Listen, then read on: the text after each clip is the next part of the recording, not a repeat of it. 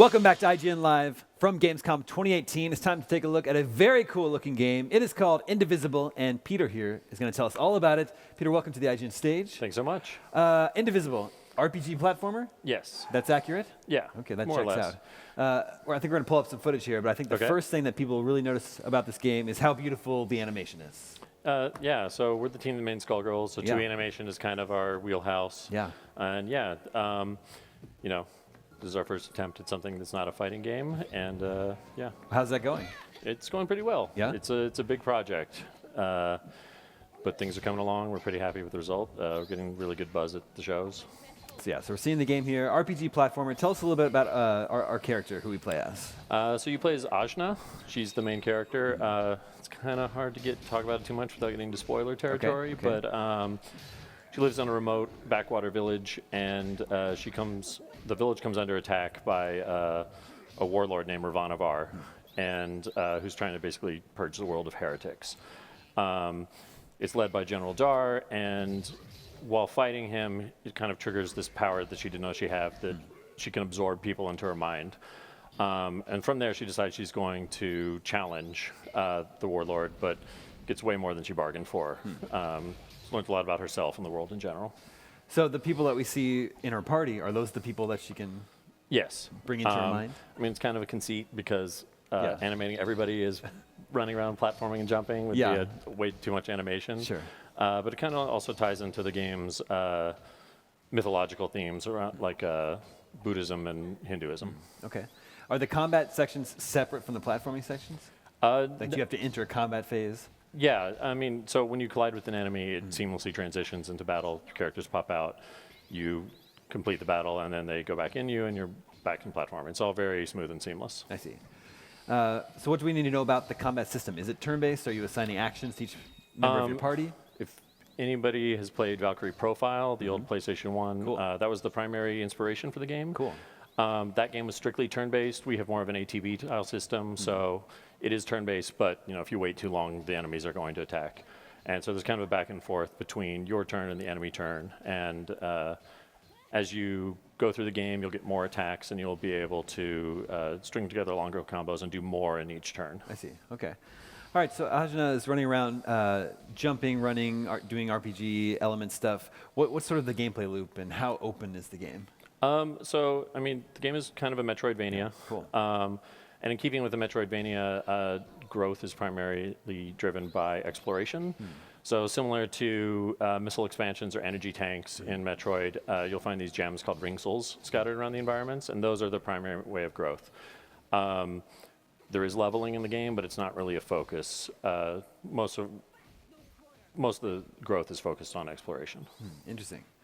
So why move from a fighting game to a Metroidvania then? I feel like there's a lot more.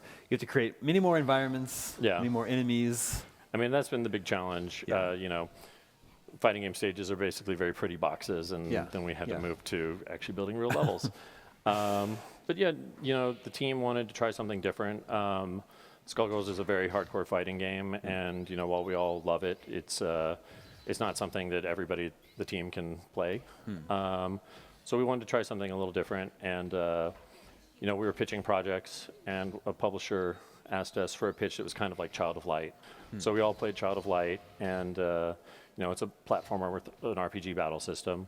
And then it got us thinking about Valkyrie Profile, and that has a battle system that's kind of like a fighting game, so it's a really good fit for our team. Interesting. Yeah, we're seeing sort of like game mechanics here that are familiar to us, but I don't think we've ever seen them presented in a way like this. Yeah, it's a pretty unique mix, but I think it works. So what's this? What can you tell us about this environment that we're seeing right here? Where are we in the game? So this is the ruins and the jungle outside of Ashwat Village. That's Ajna's home. So this is basically the first level in the game. Okay. It looks like she has some sort of tool that's helping her scale up the environments. Is that so the Metroid-style abilities mostly come from the weapons you find and creative uses of them. So as you can see in the footage, she can use it to scale walls. Okay. And there are around 15, 20 different abilities that you can get to enhance your exploration abilities in the game, many of which come from weapons that you find. I see. This may be a small thing, but in RPGs, you don't often see them being able to face both directions. Like now we're facing left instead of right. Yeah. That's something we did. So Valkyrie profile always faces left. But we didn't want to have a battle transition, and to make it as seamless as possible, we just made it work both ways. Yeah, that makes a lot of sense. So we've got 4 people is the max you can have in your party at a time? Correct. But I assume you're going to meet or absorb more people than that? Yeah, there are 25 playable characters in total. They all have pretty unique ability sets, and so there are a lot of ways to build your team and, create crazy combos and different abilities and all that. I see. So, I assume the people that you choose to take with you in your party is sort of how you customize your combat experience? Exactly. Yeah.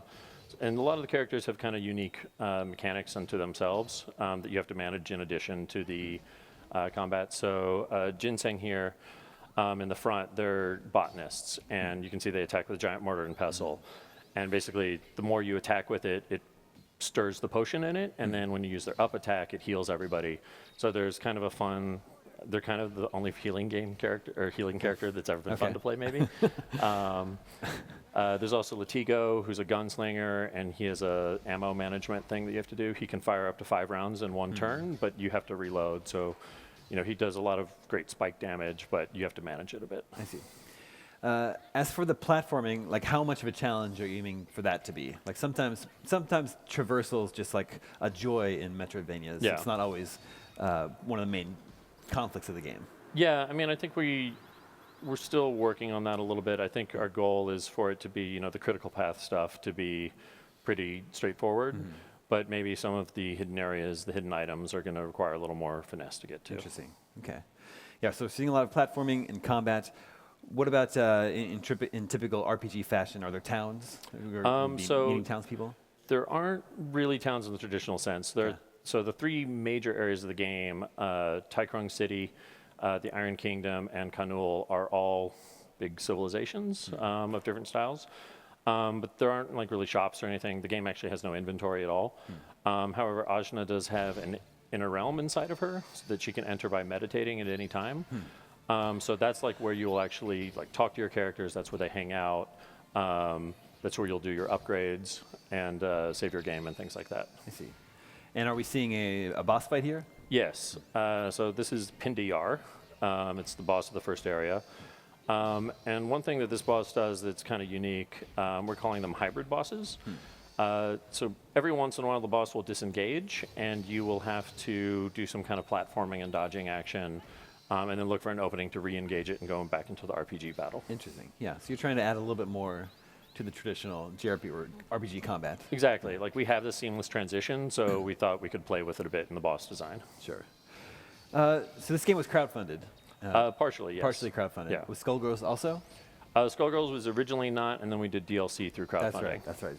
So what's been your experience with crowdfunding and like making a game that in a method that requires so much transparency with your audience, with your fans? I mean, it's kind of what we lean towards anyway, so it's a good fit for our team. There are always challenges with it. Some of the character designs change, for example, from the campaign until this, and not everybody's always going to be happy with that. But, overall, it's been a really positive experience. The animation is stunning. I think, at a glance, it gives your game a very unique look, very impressive look. But is it more complicated to make a game that looks this way rather than if you went with pixel art, by the way, for example? Pixel art has everything has its own challenges. Sure. What we do is very labor intensive, but, it's one of the things that helps us stand out, like you said. And, in today's market, it's really important to stand out. Yeah, for sure. Looks like this battle is going pretty well. Yeah.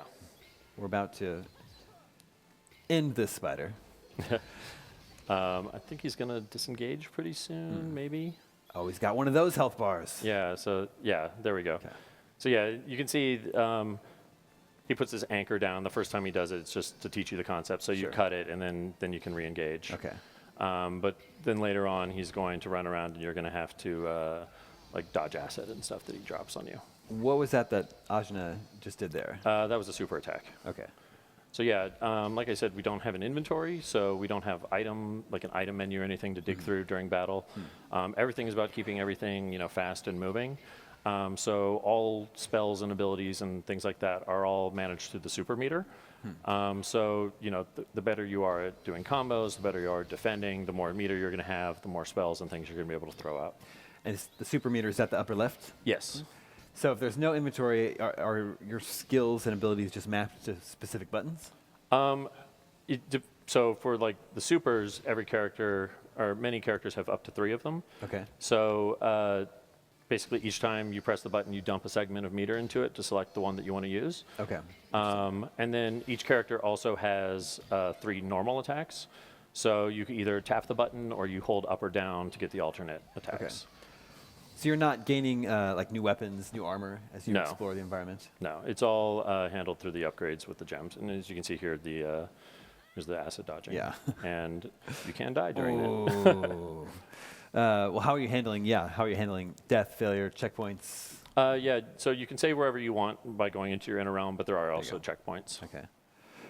Very cool. Well, Indivisible is looking awesome. When are you thinking for release? First half of next year. First half 2019 for what platforms? Basically everything. PlayStation 4, Xbox One, Switch, and PC. Very cool. I can't wait to play. Thank you so much. Stay tuned. Still more to come from IGN Live at Gamescom 2018 after this.